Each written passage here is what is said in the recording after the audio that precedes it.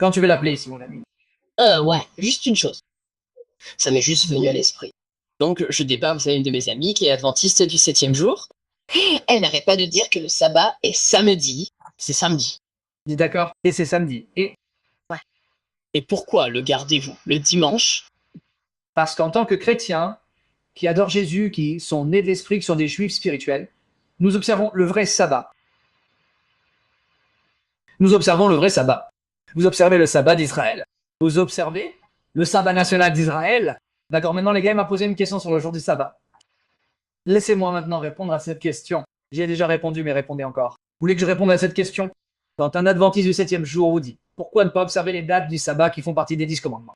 Ils diront « Tu observes 9 des 10 commandements. Pourquoi ne les observes-tu pas tous ?» Nous les observons tous. Laissez-moi répondre à la question pour Arthur, pour tous les autres. Tant que vous ne vous ennuyez pas. Est-ce que je vous ennuie avec ma discussion? Ou est-ce que cela vous bénit? Vous comprenez, même s'il est tard pour certains d'entre vous, vous l'obtenez par la puissance de l'Esprit qui est... Mon discours est clair par la puissance du Saint-Esprit parce que je suis là pour vous servir et je ne veux pas vous ennuyer ni vous torturer. Maintenant, oui. Maintenant, voici votre réponse. Oui, nous observons les 10 commandements. Oui, nous observons le sabbat. Mais voici ce que vous ne dites pas, parce que c'est l'erreur des chrétiens. Le sabbat a été changé en dimanche. Ils diront non, ce n'était pas le cas. Alors, catholiques, coptes, Église syrienne de l'Orient, orthodoxe, s'il vous plaît, n'utilisez pas cet argument. Ne dites pas, eh bien, le sabbat est maintenant dimanche. Il a été changé en dimanche. Savez-vous pourquoi? Savez-vous pourquoi vous n'utilisez pas cet argument? Puis-je vous dire pourquoi? Savez-vous pourquoi? Parce qu'ils vous diront, montrez-moi dans le Nouveau Testament un verset qui dit que le sabbat a été changé en dimanche. Nous adorons maintenant le dimanche. Vous ne le trouverez pas. Ce n'est pas dans le Nouveau Testament. Ce n'est pas là. Donc, si vous allez à l'église primitive, ils diront, voyez, c'est là notre propos. Vous contredisez la Bible. Vous allez à l'encontre de la Bible et de l'exemple des disciples juifs de Jésus qui observaient le sabbat et vous courez vers les gentils qui sont devenus de plus en plus antisémites, anti-juifs, n'est-ce pas? Pour contrarier les juifs et prouver votre cas. Je vais vous montrer comment prouver votre cas. Catholique, copte, Église assyrienne de l'Orient, orthodoxe. Je vais montrer comment prouver votre cas. Êtes-vous prêts maintenant? Et non les hommes. Vous savez que le même livre des Actes dit qu'ils adoraient aussi le sabbat. Ils observaient aussi le sabbat. Donc vous êtes juste enterrés. Non même. Vous le savez, n'est-ce pas? Ce n'est pas parce que les apôtres observent le sabbat que vous, en tant que gentils, observez le sabbat. Mais c'est votre logique. Parce que si les apôtres se sont également rassemblés le premier jour, non. Vous voyez ça, vous vous mettez en avant. Vous vous mettez en avant. D'accord. Annie, est-ce que ta mère va le faire? Repentez-vous d'avoir donné naissance à un chien démoniaque comme vous qui se manifeste? D'accord, êtes-vous prêts maintenant? Êtes-vous prêts pour la réponse? Êtes-vous prêts pour la réponse? Ouais. Et nous, à Maurice, vous feriez mieux de montrer que j'ai tort ou je vais vous bloquer pour avoir été assez stupide pour penser que vous êtes assez intelligent pour montrer que j'ai tort. Vous ne m'aimez pas, les gars? Je vous fais rire, je vous fais pleurer, je vous insulte. Ensuite, je vous encourage et vous élève. Tout cela gratuitement, vous n'êtes pas facturé. Quoi qu'il en soit, voici la réponse. Vous dites, nous observons le sabbat. Nous observons le sabbat, mais nous n'observons pas le sabbat d'Israël. Nous observons le sabbat de Dieu. Que voulez-vous dire? Faites-leur admettre que les jours de sabbat d'Israël et l'année sabbatique ont été modelés sur le jour du sabbat de Dieu. Le sabbat d'Israël, leur sabbat, les jours de sabbat et les années sabbatiques ont été modelés sur le sabbat de Dieu. D'où est-ce que je tire cela? Allons-y maintenant. Exode 20, 8, 11, n'est-ce pas? Et les légions. Les gars, faites attention. Maintenant, voici la réponse. Souvenez-vous, du jour du sabbat pour le sanctifier, voilà. Vous travaillerez et ferez tout votre ouvrage pendant 6 jours. Mais le 7e jour est un jour de repos pour l'Éternel votre Dieu. Vous ne ferez aucun ouvrage, ni toi, ni ton fils, ni ta fille, ni ton esclave, ni ta servante, ni ton animal domestique, ni l'étranger qui est dans tes habitations. Car en 6 jours, l'Éternel a fait les cieux et la terre, la mer, et tout ce qui s'y trouve, et il commença à se reposer le jour du sabbat. C'est pourquoi l'Éternel bénit le jour du sabbat et le rendit sacré. Vous le comprenez donc.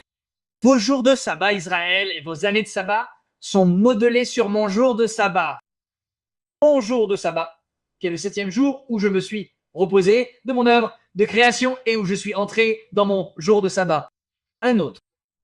Exode 31, 12, 17.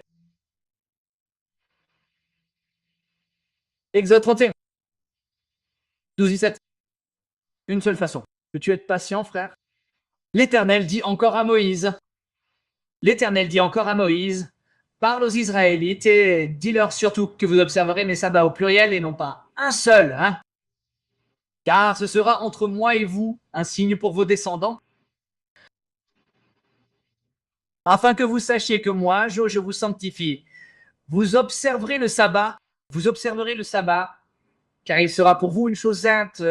Quiconque le profane sera mis à mort. Si quelqu'un fait un ouvrage ce jour-là, il sera retranché du milieu de son peuple. On peut travailler 6 jours, mais le 7e jour est un sabbat de repos complet. C'est une chose sainte pour Jéhovah. Quiconque fait un travail le jour du sabbat doit être mis à mort. Notez maintenant le verset 16. Les Israélites doivent observer le sabbat.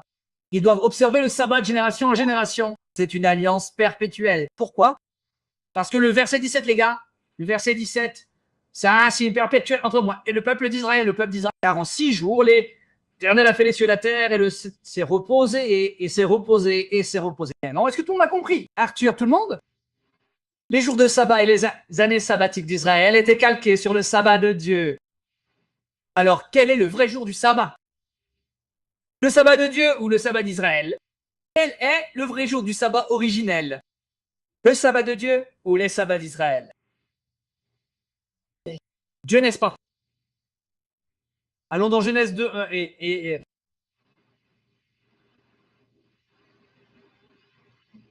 Les gars, préparez-vous et faites attention. Si vous comprenez cet argument, vous allez réfuter les adventistes du 7e jour. Ils n'ont aucun moyen de vous réfuter. D'accord? Genèse 2, versets 1 et 3. Ainsi, les cieux, la terre et tout ce qui s'y trouve furent achevés. Et le 7e jour, Dieu eut achevé l'œuvre qu'il avait faite et il commença à se reposer le jour du sabbat. 7e jour, de son œuvre qu'il avait faite d'or. De toute son œuvre qu'il avait faite d'or. Et Dieu continua à bénir le 7e jour et à le déclarer sacré, car en ce jour, Dieu s'est reposé de toute l'œuvre qu'il avait créée, de tout ce qu'il avait décidé de faire. Maintenant, les gars, faites attention.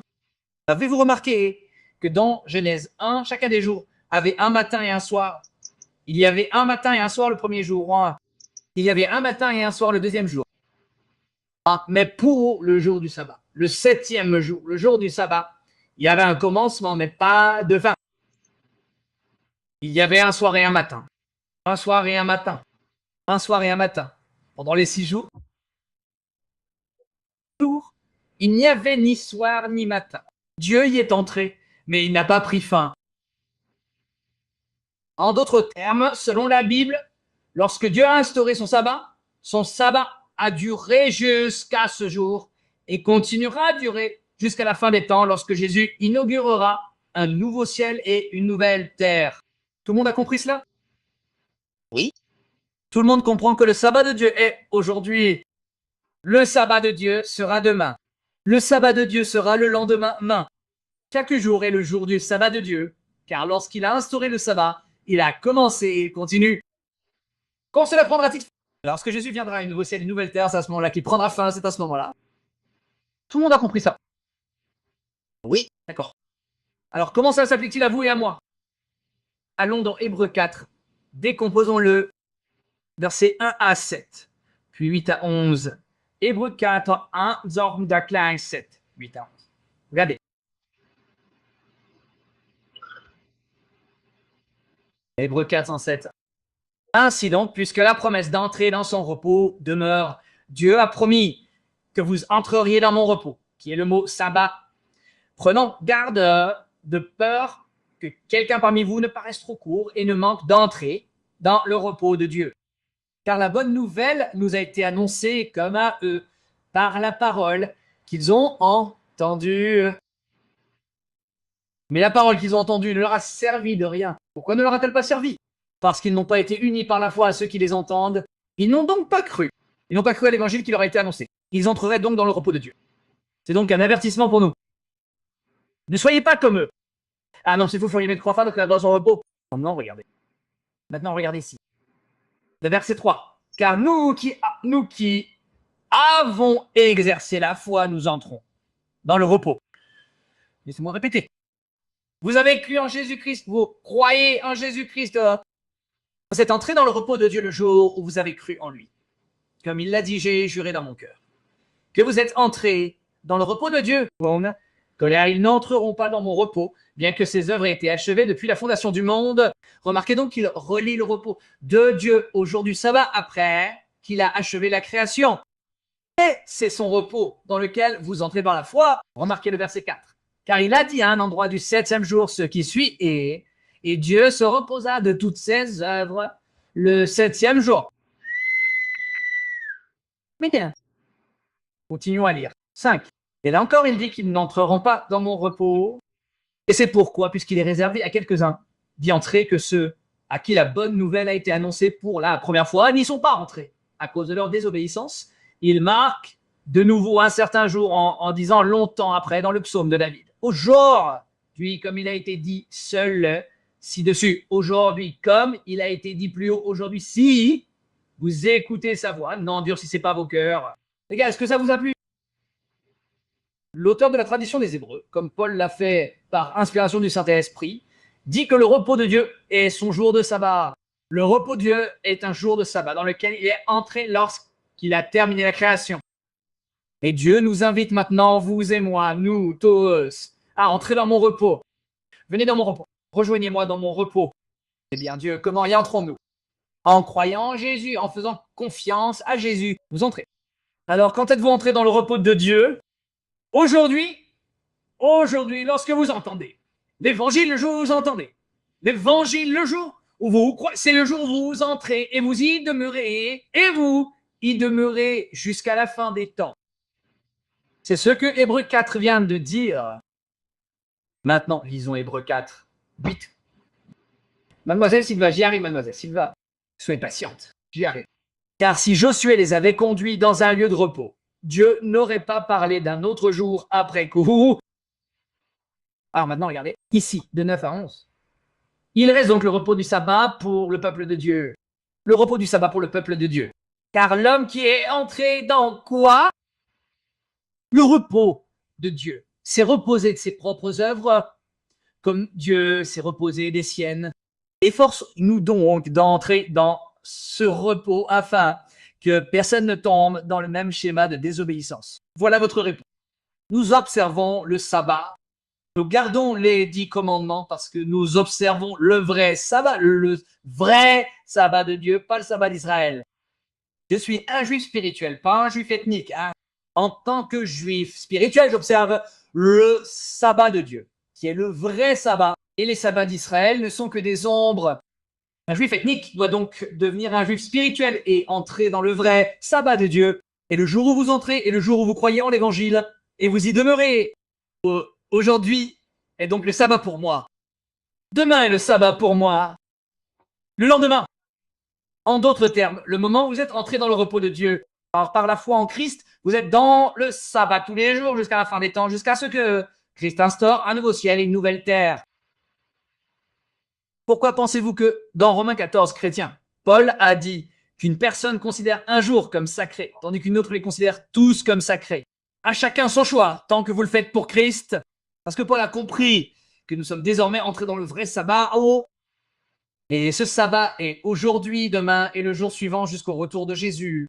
C'est pourquoi, bien que nous soyons désormais dans le jour du sabbat de Dieu, nous pouvons alors mettre de côté le dimanche pour honorer Jésus qui est ressuscité des morts. Le dimanche, tout en observant le sabbat tous les jours. Voyez-vous, tout est lié. C'est parfaitement logique. N'est-ce pas? Était-ce logique? Oui, j'ai compris. Maintenant, vous connaissez la réponse, n'est-ce pas? Gloire au Seigneur, frère. Merci, monsieur. J'apprécie beaucoup. Et je ferai cette session pour vous, si Dieu le veut, cette semaine. Merci. Prenez soin de vous, frère. Amen. Dieu vous bénisse. Dieu vous bénisse. Merci. Beau jeune homme, on dirait Roby Zacharias. D'accord. Romains 14, qu'a dit Paul? Certains chrétiens pensent qu'ils doivent observer un jour spécifique. Je crois que cela s'adresse aux juifs.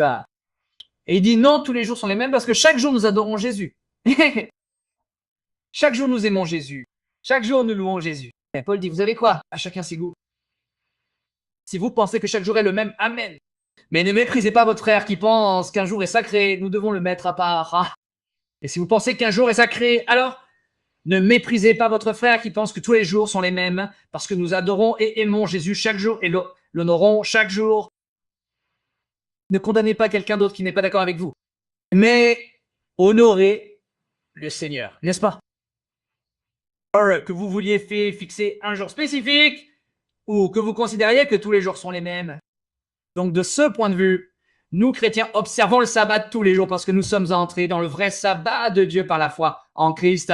Je suis donc un véritable observateur du sabbat.